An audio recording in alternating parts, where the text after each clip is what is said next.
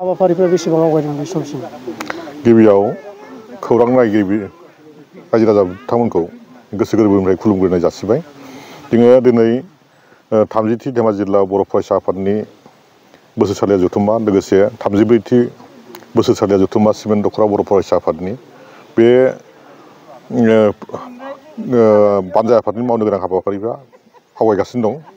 जोङो 29 अक्ट'खालि फुंनि 4 बाजियाव मोनसे आलादा प्रग्राम लानो सानदों।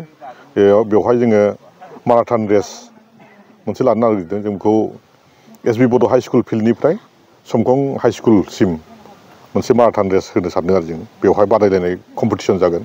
जों बेवहाय माखासे बुरखाय बान्थाबो होनो सानदों आरो माखासे सार्टिफिकेटबो होगोन जों बेवहाय। बैसोनि लिमिट थागोन नामा? बैसोखौ जोङो बिदि सेंग्राफोरखौ लानो नागिरदों आरो आन्दार 19 बिदि सोरबा गोसो गोनांफ्रा बाहागो लाफैनो हागोन आरो जों फ्रायबा 19नि सिंनिबा मोजां होननानै जों सानदों आरो। मानोना दानि दिगाव बुंनो थाङोबा बांद्राय बैसोगोराफ्राबो बेयाव बारा सुबिदा मोननो नागिरा आरो हास्लाबनो खानाय नङा थारमाने सेंग्रा मानसिफोरजों। ओंखायनो जोङो आन्दार 19खौनो सिन्था खालामदों आरो। बे समाव बे जिथु हाबाफारि बान्था महरै बेसेबांसो रां थागोन? बान्था हिसाबै जोङो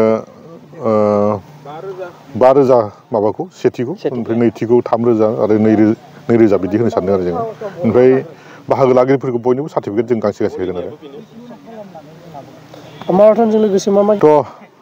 माराथनजों लोगोसे जों भलिबलनि खोथाखौ सिन्था खालामदोंमोन। दा बेवहाय बेसेबां आवगायनो हायो बेखौ फाइनाल बुंथ'नो हायाखै। माराथना खिन्थु कनफार्म जों बेखौ बानजाय आफादनिफ्राय माबानानै लादों आरो बेखौ। मुं थिसननायनि जिथु थि खालामनाय जाबाय नामा? मुं थिसननायनि हाबाफारिखौ जोङो अनलाइन मोनसे माबाना होसिगोन जोङो कन्टेक्ट नम्बर मोनसे होसिगोन बेयाव जगाजग खालामनानै मुं थिसननो हागोन आरो।